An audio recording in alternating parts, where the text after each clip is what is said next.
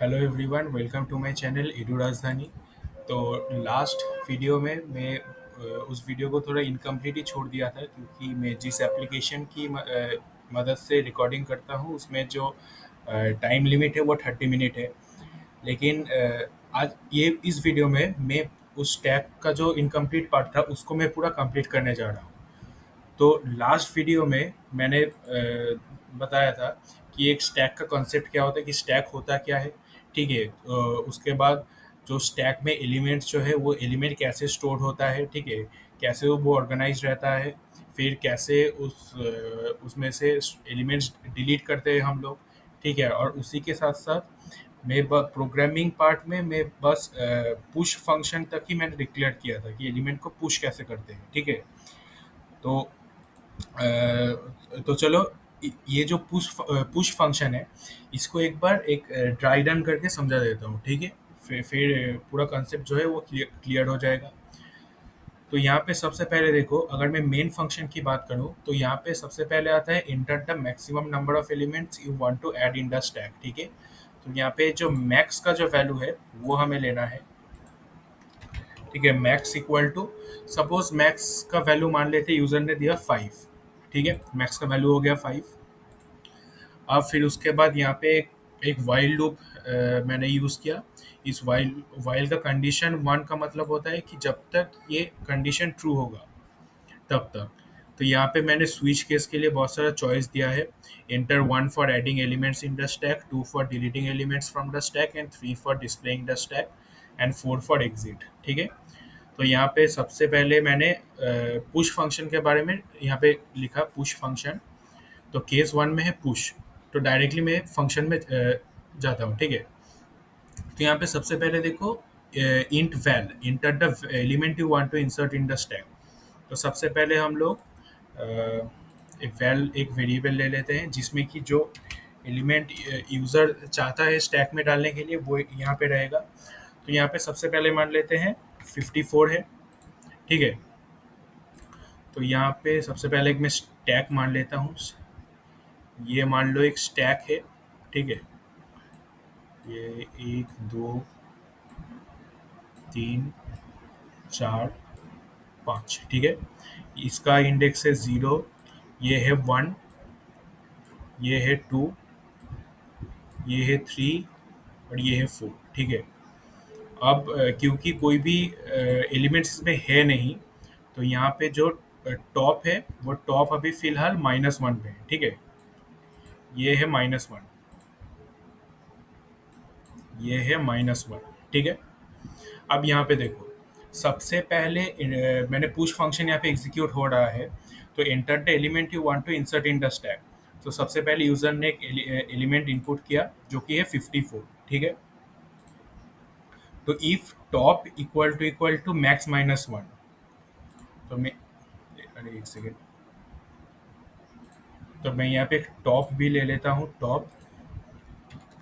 तो टॉप का भी वैल्यू क्या है, क्योंकि स्टैक पूरा खाली है तो टॉप को मैंने -1 से इनिशियलाइज किया था, तो -1 है। ठीक है। अभी देखो, सबसे पहले ये कंडीशन चेक होगा कि if top equal to max -1, यानी कि टॉप जिसका वैल्यू अभी -1 है, ये मैक्स -1 है, यानी कि 4 से इक्वल है, नहीं नहीं है इक्वल, तो ये अभी एग्जीक्यूट नहीं होगा, सीधा चला जाएगा एल्स में। तो एल्स में देखो, सबसे पहले टॉप प्लस प्लस, यानी कि जो टॉप का वैल्यू है वो पहले इंक्रीमेंट होगा, +1 होगा। तो यहाँ पे ये वैल्यू हो जाएगा 0। ठीक है। यानी कि जो टॉप है वो चला गया 0 इंडेक्स पे। ठीक है। अब जो टॉप है वो पॉइंट कर रहा है 0 इंडेक्स पे। फिर उसके बाद stack top equal to val, यानी कि स्टैक का जो टॉप, यानी कि स्टैक 0 में जो वैल्यू है, वैल्यू वो यहाँ पे चला जाएगा। ठीक है। तो यहाँ पे वैल्यू आ जाएगा 54। ठीक है। फिर इस फंक्शन को मैंने वापस से रिपीट किया। ठीक है। मतलब वापस से मैंने पुश फंक्शन को कॉल किया। तो यहाँ पे भी जो वैल है, वैल मान लो अभी नया जो वैल्यू है वो है 78। ठीक है। अब यहाँ पे देखो, if top equal to max -1, top अभी 0 है, मैक्स -1 यानी कि 4 इक्वल नहीं है, तो अभी जो इफ पार्ट है, ये इफ पार्ट सेटिस्फाई नहीं करेगा, ट्रू नहीं होगा, तो ये एल्स में चला जाएगा। तो एल्स में देखो टॉप प्लस प्लस, तो टॉप प्लस प्लस मतलब टॉप का वैल्यू अभी जीरो था, ये वन हो जाएगा, ठीक है। फिर उसके बाद stack top equal to val, यानी कि स्टैक टॉप यानी कि स्टैक वन। तो देखो सबसे पहले, हाँ और एक चीज़ यहाँ पे टॉप वन हो गया, तो इसका मतलब जो टॉप जो वेरिएबल है वो इस वन इंडेक्स की तरफ पॉइंट करेगा, ठीक है। अब स्टैक टॉप यानी कि स्टैक वन, यहाँ पे जो वैल्यू वैल्यू है वो यहाँ पे स्टोर हो जाएगा, जो कि है 78। तो यहाँ पे हो गया 78, ठीक है। अब मैंने इस फंक्शन को वापस से कॉल किया, वापस से एक नया वैल्यू यहाँ पे ले लेते हैं, वो है 87, ठीक है। वापस से अगर तुम देखो तो इफ फंक्शन जो है वो ट्रू नहीं होगा, फॉल्स ही होगा। और एल्स में टॉप पहले एक वन इंक्रीज होगा, तो टॉप का वैल्यू टू हो जाएगा। फिर टॉप का वैल्यू अगर टू हो गया तो ये टॉप जो है ये यहाँ पे आ जाएगा, और वैल्यू जो है 87 वो यहाँ पे स्टोर हो जाएगा, ठीक है। उसी तरह से मैं वापस से एक और बार लूप उस फंक्शन को अगर मैं कॉल करूँ, तो यहाँ पे नया वैल्यू है 45, ठीक है। और वो जो इफ कंडीशन है ये यहाँ पे भी सेटिस्फाई नहीं करेगा, एल्स में चला जाएगा। एल्स में टॉप का वैल्यू प्लस वन हो जाएगा, यानी कि थ्री हो जाएगा, ठीक है। तो टॉप जो वेरिएबल है ये पॉइंट करेगा थ्री में, ठीक है। तो स्टैक थ्री, इसमें 45 स्टोर हो जाएगा, यानी कि इस थर्ड इंडेक्स पे 45 स्टोर हो जाएगा, ठीक है। अब मैंने इस फंक्शन को वापस से कॉल किया, तो ये नया फंक्शन है 58, सॉरी नया वैल्यू जो है 58, टॉप प्लस प्लस हो जाएगा, और वो जो इफ फंक्शन है वो इस बार भी सेटिस्फाई नहीं करेगा। तो टॉप जो है टॉप हो गया थ्री प्लस वन फोर, तो टॉप यहाँ पे फोर पे चला गया। तो यहाँ पे इस फोर में यहाँ पे जो वैल्यू है स्टैक टॉप यानी कि स्टैक फोर, यहाँ पे वैल्यू स्टोर हो जाएगा, जो हो जाएगा 58, ठीक है। अब ध्यान से देखो, अब मैंने इस फंक्शन को वापस से एक बार कॉल किया, ठीक है। Enter the element you want to insert in the stack, user ने एक एलिमेंट भी दिया, ठीक है, कि भाई ये वाला एलिमेंट उस स्टैक में ऐड करो। एलिमेंट सपोज मान लो 54, ठीक है, एलिमेंट है 54। अब देखो, top equal to max minus one, top अभी वैल्यू है फोर। अभी देखो एकदम एलिमेंट स्टैक पूरा फुल है, पांच एलिमेंट्स मैक्सिमम चाहिए होता है, पांचों एलिमेंट्स ही है स्टैक में, ठीक है।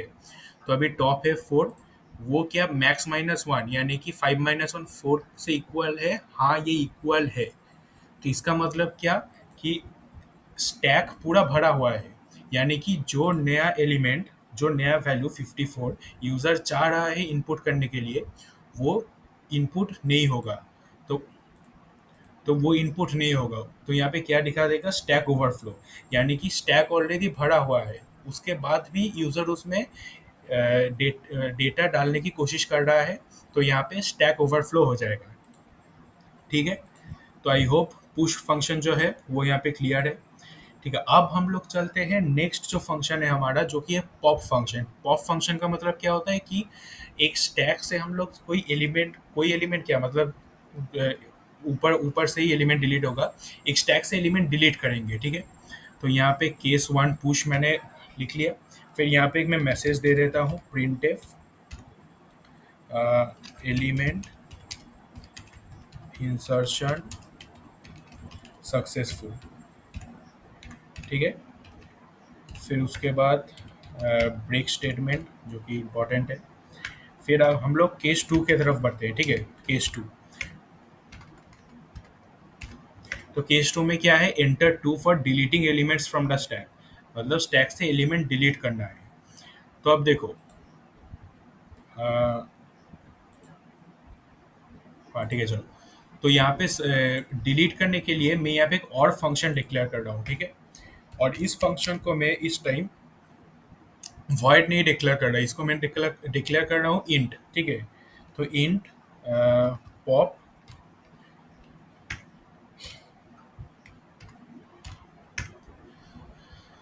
ठीक है, इंट पॉप। अब यहाँ पे देखो, मैंने लास्ट वीडियो में मैंने बोला था कि जब स्टैक खाली हो एकदम, ठीक है, जब स्टैक एकदम पूरा एम्प्टी हो, तब अगर मैं उस स्टैक से कोई एलिमेंट डिलीट करने की कोशिश करूँ, यानी कि स्टैक पूरा खाली है, उसमें से अगर मैं एलिमेंट को पॉप करने की कोशिश करूँ, तो क्या होगा, स्टैक तो पूरा खाली है, अब उसमें से अब क्या एलिमेंट डिलीट होगा, तो उस कंडीशन को बोला जाता है स्टैक अंडरफ्लो। तो यहाँ पे सबसे पहले तो स्टैक अंडरफ्लो का कंडीशन चेक करेंगे। तो स्टैक अंडरफ्लो का कंडीशन क्या होगा? इफ टॉप इक्वल टू -1, यानी कि स्टैक पूरा खाली है। ठीक है, तो यहाँ पे क्या होगा? Printf stack underflow. ठीक है, स्टैक अंडरफ्लो, और ये एग्जिट कर जाएगा रिटर्न। ठीक है, अब अगर मान लो स्टैक अंडरफ्लो नहीं है, मतलब स्टैक अभी पूरा भरा हुआ है, उसमें से एक एलिमेंट, ऊपर वाला जो एलिमेंट है उसको पॉप करना है, तो यहाँ पे एल्स, तो एल्स के अंदर अब देखो, यहाँ पे अगर मैं सिर्फ ठीक, चलो यहाँ पे कॉन्सेप्ट को समझ लो। अगर मान लो अभी टॉप है 4, ठीक है, यहाँ से इस टैग से मैं एक एलिमेंट को डिलीट करना चाहता हूँ। ठीक है, इसमें से एक एलिमेंट को मैं डिलीट करना चाहता हूँ, तो सिंपली मैं टॉप का जो वैल्यू है वो एक कम कर दूंगा, 3 कर दूंगा। तो टॉप 3 करने से क्या हो जाएगा कि ये जो टॉप वेरिएबल है ये अब पॉइंट करेगा, जो थर्ड इंडेक्स है इसमें पॉइंट करेगा। और पता ही है कि टॉप वेरिएबल क्या दिखाता है कि लेटेस्ट जो एलिमेंट है वो कौन से इंडेक्स पे है, यानी कि टॉप अभी 3 की तरफ पॉइंट कर रहा है, तो अभी जो स्टैक है उस स्टैक का साइज क्या है? 4। क्योंकि देखो जब टॉप 4 था तब इसमें पॉइंट कर रहा था, तो अब मैंने टॉप का वैल्यू एक कम कर दिया, तो ये क्या हो जाएगा? जो टॉप वेरिएबल, जो वेरिएबल है वो इस 3 की तरफ पॉइंट करेगा। यानी कि कोई एक स्टैक से एलिमेंट को डिलीट करने, यानी कि पॉप करने का जो फंडा है वो एकदम सिंपल है कि बस टॉप का वैल्यू एक कम कर दो। तो टॉप का वैल्यू अगर तुम एक कम कर दोगे तो क्या होगा? जो साइज है वो एक रिड्यूस हो जाएगा। ठीक है, तो यहाँ पे पॉप माइनस माइनस, पॉप का वैल्यू एक कम कर दो तो एक एक एलिमेंट गायब। ठीक है, अब यहाँ पे चलो, यहाँ पे पॉप माइनस माइनस कर दिया तो साइज तो एक कम हो गया, लेकिन मैं चाहता हूँ कि जो एलिमेंट डिलीट हुआ है वो एलिमेंट भी डिस्प्ले हो। ठीक है, मतलब मैं जानना चाहता हूँ कि कौन से एलिमेंट डिलीट हुआ। तो यहाँ पे तब मैं क्या करूँगा? स्टैक, एक सेकेंड, मैं रिटर्न करूँगा, return stack pop minus minus, यहाँ पे रिटर्न -1 कर देता हूँ क्योंकि ये इंटीजर टाइप, क्योंकि रिटर्न टाइप इंट है। तो return stack pop minus minus, यानी कि देखो अभी मान लो टॉप का वैल्यू है 4। ठीक है, टॉप का वैल्यू, अच्छा ठीक है, मैं एक काम करता हूँ, पहले मैं कोड को पूरा लिख लेता हूँ फिर मैं समझाता हूँ। ठीक है, तो केस 2, यहाँ पे एक इंट एस, उसी के साथ एक वैल्यू भी ले लेता हूँ, फिर उसके बाद value equal to pop.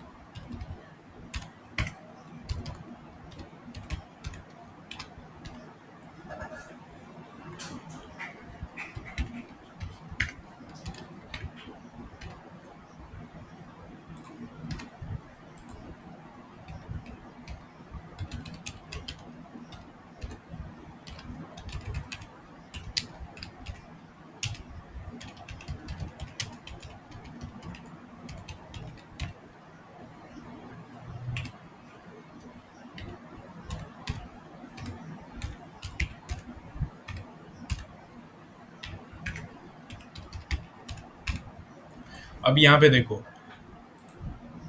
Else return stack pop, तुमको यहाँ पे प्रीफिक्स और पोस्टफिक्स डिक्रीमेंट के बारे में पता ही होगा।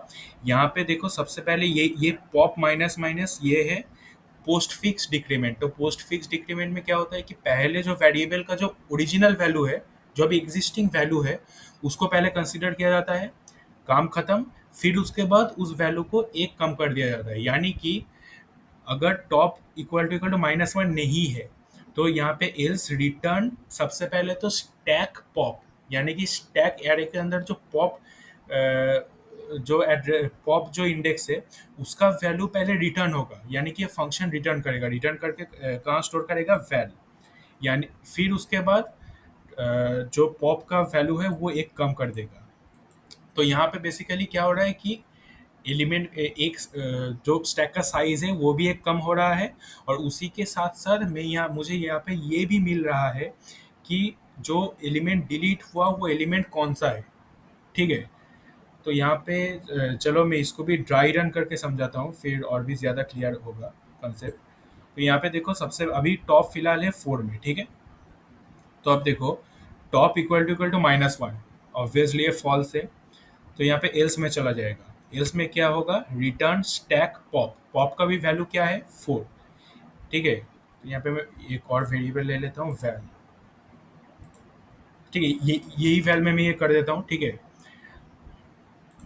अभी टॉप पॉप का वैल्यू है, अच्छा एक सेकेंड ना, यहाँ पे मैंने गलती कर दिया, यहाँ पे पॉप नहीं होगा, यहाँ पे टॉप होगा। ठीक है, सॉरी, एक्सट्रीमली सॉरी, यहाँ पे टॉप होगा। तो यहाँ पे टॉप माइनस माइनस, अभी जो टॉप का वैल्यू है वो है 4। ठीक है, तो रिटर्न स्टैक 4, यानी कि इस स्टैक का जो फोर्थ इंडेक्स का जो एलिमेंट है वो पहले यहाँ पे रिटर्न होगा।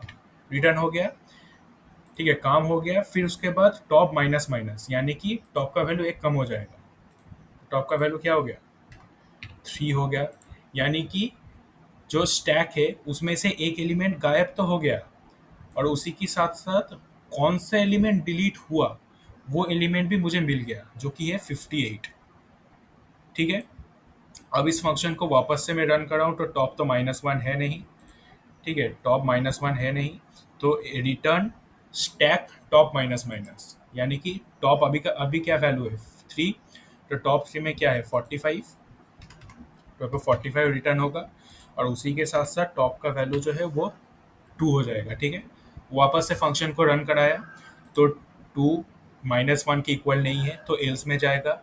एल्स में सबसे पहले स्टैक टॉप, यानी कि इस स्टैक 2 का जो वैल्यू है वो पहले रिटर्न होगा। ठीक है, वो रिटर्न होके क्या कहाँ गया, वैल्यू में, तो वो है 87, और टॉप एक कम हो गया, तो ये होगा 1। ठीक है, टॉप चला गया 1 में। अब वापस से प्रोग्राम को रन किया गया, फंक्शन को कॉल किया गया, तो यहाँ पे 1 -1 के इक्वल नहीं है। तो यहाँ पे पहले स्टैक टॉप, यानी कि स्टैक का जो 1 एड्रेस का जो एलिमेंट है 78, वो पहले उस वैल्यू में रिटर्न होगा, 78। ठीक है, फिर टॉप जो है वो एक कम हो जाएगा, यानी कि 0। अच्छा, यहाँ से मैं एलिमेंट को भी हटा देता हूँ, 78 हट गया। अब ये चला गया 0 में। ठीक है, अब 0 इक्वल टू -1, ये है नहीं, 0 -1 की इक्वल नहीं है। तो यहाँ पे जो रिटर्न है वो रिटर्न टॉप होगा, रिटर्न 0, यानी कि 54 उस वैल्यू में रिटर्न होगा, 54। अब टॉप का वैल्यू जो है वो एक कम हो जाएगा, यानी कि -1 हो जाएगा। यहाँ तक तो भाई ठीक है। अभी 54 भी यहाँ से चला गया, तो 54 को मैं साइड कर देता हूँ। ठीक है, टॉप का वैल्यू हो गया -1। ठीक है, अब देखो, टॉप -1 हो गया, यानी कि इसके बाद जो जब भी मैं इस पॉप फंक्शन को कॉल करूंगा, तो यहाँ पे स्टैक अंडरफ्लो हो जाएगा। ठीक है, यानी कि अभी स्टैक खाली है, उसमें से और क्या एलिमेंट डिलीट करोगे तुम, तो स्टैक अंडरफ्लो का कंडीशन। और यहाँ पे if val not equal to -1 क्यों किया, क्योंकि देखो क्योंकि ये इंट फंक्शन है, फंक्शन जो इंटीजर वैल्यू रिटर्न करेगा, तो जब तक स्टैक में एलिमेंट्स हैं तब तक तो वो एक एक करके एलिमेंट्स रिटर्न करता रहेगा। लेकिन ये स्टैक अंडरफ्लो जो है, ये स्टैक अंडरफ्लो होने के बाद वो -1 रिटर्न करेगा। यानी कि अगर यहाँ पे वैल्यू में -1 आया, तो यहाँ पे क्या हो जाएगा कि अब फर्दर डिलीशन पॉसिबल नहीं है, यानी कि जब तक वैल्यू -1 की इक्वल नहीं होगा तब तक क्या हो रहा है कि वैल्यू डिलीट हो रहा है उसमें से। ठीक है, तो अगर मैं इसको एक बार रन करा के देख लूँ, तो सबसे पहले एलिमेंट को इंसर्ट करना होगा। अच्छा ठीक है, एक काम करते हैं, सबसे पहले एलिमेंट को डिस्प्ले कर लेते हैं, फिर एक रन करेंगे। ठीक है, तो तुम लोग को उसको विजुअलाइज करने में इजी होगा। तो यहाँ पे केस 3,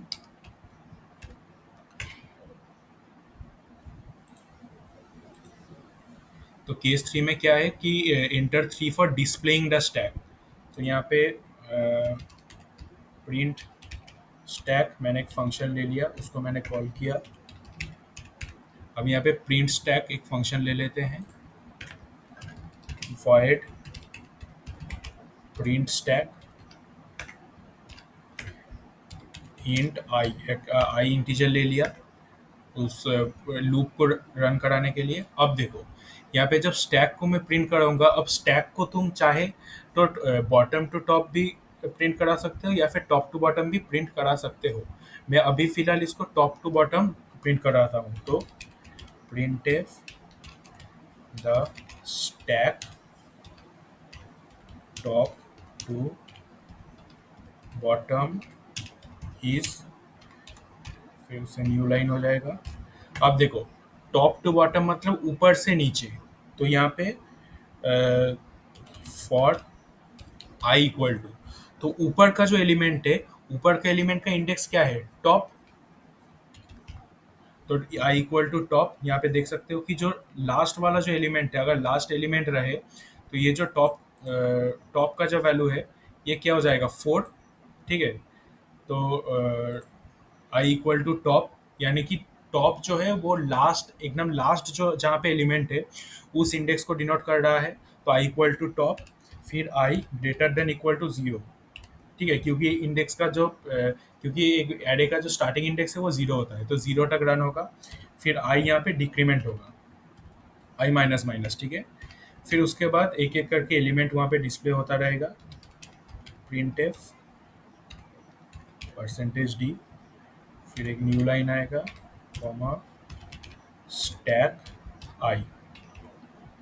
ठीक है, ये हो गया स्टैक को प्रिंट करना। ठीक है, फिर यहाँ पे और एक कंडीशन मैंने यहाँ पे लिखा है, देखो इंटर 4 फॉर एग्जिट। ठीक है, तो इसका मतलब क्या है, यहाँ पे मैं पहले लिख देता हूँ।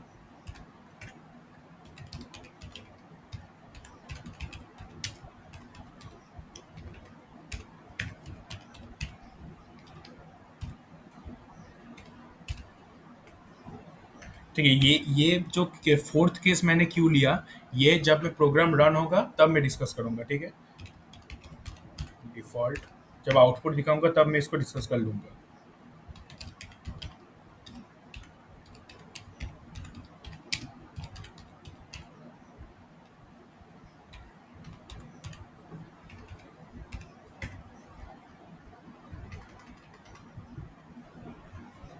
तो चलो इसको पहले इसका आउटपुट देख लेते हैं। तो सबसे पहले यहाँ पे आएगा enter the maximum number of elements you want to add in the stack. Suppose मान लेते हैं 5, तो यहाँ पे चॉइस आ रहा है inter 1 for adding elements in the stack. तो चलो पहले एलिमेंट्स 5, ठीक है, सबसे पहले 3 एलिमेंट्स में एंटर कर देता हूँ। ठीक है, 1 enter the element you want to insert in the stack, मान लो 10, एलिमेंट इंसर्शन सक्सेसफुल। अब देखो यहाँ पे 1 मैंने प्रेस किया, एलिमेंट इंसर्ट हो गया, एलिमेंट इंसर्शन सक्सेसफुल। इसके बाद प्रोग्राम क्लोज होना चाहिए था, मतलब अगर एक और एलिमेंट मुझे इनपुट करना हो तो वापस से इसको रन करना पड़ता। ठीक है, यानी कि एट अ टाइम एक ही एलिमेंट में इनपुट कर पाता। इसीलिए मैंने क्या किया कि ये जो स्विच जो फंक्शन है, ठीक है, ये जो पूरा स्विच जो फंक्शन है ये मैंने एक लूप के अंदर रखा। ये इस लूप के अंदर रखने का मतलब क्या है कि मैं जितना बार चाहूँ उतना बार इसको रिपीट करवा सकता हूँ। ठीक है, और जब मन करे कि हाँ भाई अब हो गया, अब और नहीं रिपीट करना, तो 4 प्रेस कर लेंगे। तो ये जो एग्जिट फंक्शन है, एग्जिट फंक्शन क्या करेगा, इस कंट्रोल को पूरा जो वाइल लूप है इससे बाहर निकाल लेगा। ठीक है, अगर मैं वाइल लूप के अंदर ये नहीं लेता तो एट अ टाइम उस स्टैक में बस एक ही एलिमेंट को मैं ऐड कर पाता, इसीलिए। तो अब चलो वापस टर्मिनल विंडो पे चलते हैं। तो मैं यहाँ पे 3 एलिमेंट्स मैंने बोला था कि मैं इनपुट करूँगा। तो ठीक है, इंटर योर चॉइस, एक और एलिमेंट इनपुट कर देता हूँ जो कि है 20, एलिमेंट इंसर्शन सक्सेसफुल। एक और एलिमेंट ले लेता हूँ 30। ठीक है, एलिमेंट इंसर्शन सक्सेसफुल। ठीक है, अब एक बार जो स्टैक है उसको देख लेते हैं। Enter 3 for displaying the stack, तो 3 चूज किया। तो देखो the stack top to bottom is, तो पहले 10 एंटर किया था तो 10 नीचे है, फिर उसके बाद 20, तो यहाँ पे 20 है, फिर 30 है। ठीक है, अब यहाँ पे चलो एक एलिमेंट को डिलीट करके देखता हूँ। ठीक है, enter 2 for deleting elements from the stack, तो यहाँ पे मैंने 2 प्रेस किया। तो एलिमेंट 30 डिलीटेड सक्सेसफुली, यानी कि स्टैक से जो एकदम ऊपर वाला एलिमेंट है 30, वो डिलीट हो गया। एक बार वापस से स्टैक देख लेता हूँ। तो यहाँ पे enter your choice 3 for displaying the stack top to bottom is ये पहले 10 फिर 20 फिर 30 नहीं है क्योंकि वो डिलीट हो गया। चलो एक वापस से एक और एलिमेंट ऐड कर लेता हूँ। Inter your choice 1 for adding elements in the stack, element है 50, एलिमेंट इंसर्शन सक्सेसफुल।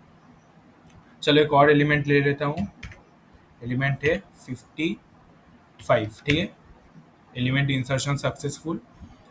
ठीक है, एक बार स्टैक भी देख लेता हूँ। तो स्टैक ये रहा 10 20 50 55। अब चलो एक एलिमेंट को डिलीट करता हूँ, 2। तो एलिमेंट 55 डिलीटेड सक्सेसफुली, एलिमेंट जो 55 है ये डिलीट हो गया। अब अगर मैं स्टैक देखूँ तो 10 20 50 है, ठीक है, 55 नहीं है। फिर अगर मैं एक और बार डिलीट करूँ, 2, एलिमेंट 50 डिलीटेड सक्सेसफुली, एरे 10 और 20, 50 डिलीट हो गया। एक और बार मैं पॉप फंक्शन को रन कर रहा हूँ, यानी कि डिलीट करूँ तो एलिमेंट 20 डिलीटेड सक्सेसफुली। अब अगर मैं स्टैक को प्रिंट करूँ तो 3, ठीक है, स्टैक अभी स्टैक में सिर्फ 10 बचा है।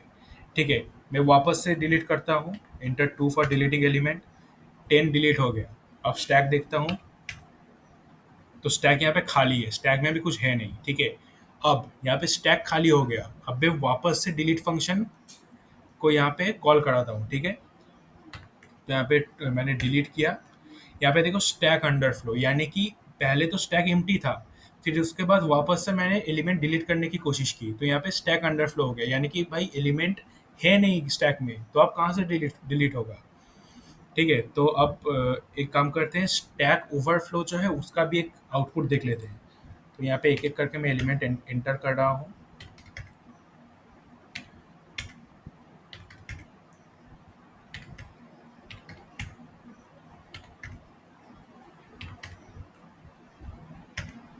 ठीक है, मैंने 4 एलिमेंट्स इनपुट किया। अ, हाँ, 4 एलिमेंट, एक और एलिमेंट शायद होगा क्योंकि मैक्सिमम साइज 5 दिया था। तो 5 एलिमेंट्स इनपुट हो गया। ठीक है, अब मैं एक बार स्टैक को देख लेता हूँ। तो 10 20 30 40 50, 5 एलिमेंट्स है स्टैक में। अब मैं वापस से एक एलिमेंट को इनपुट करने की कोशिश करता हूँ। ठीक है, 60, स्टैक ओवरफ्लो, यानी कि स्टैक को मैंने पहले क्या लिखा था यहाँ पे, एकदम बिगिनिंग में देख सकते हो कि मैक्सिमम साइज जो है वो 5 होगा। तो यहाँ पे ऑलरेडी 5 एलिमेंट्स यहाँ पे हो गया। तो अब जब मैं एक दूसरा एलिमेंट को इंसर्ट करने की कोशिश कर रहा हूँ तो यहाँ पे स्टैक ओवरफ्लो हो गया। इसका मतलब क्या है कि एलिमेंट जो स्टैक है वो ऑलरेडी फुल है, उसके बाद और कोई एलिमेंट नहीं होगा। ठीक है, तो अब सारा केसेस देखना हो गया।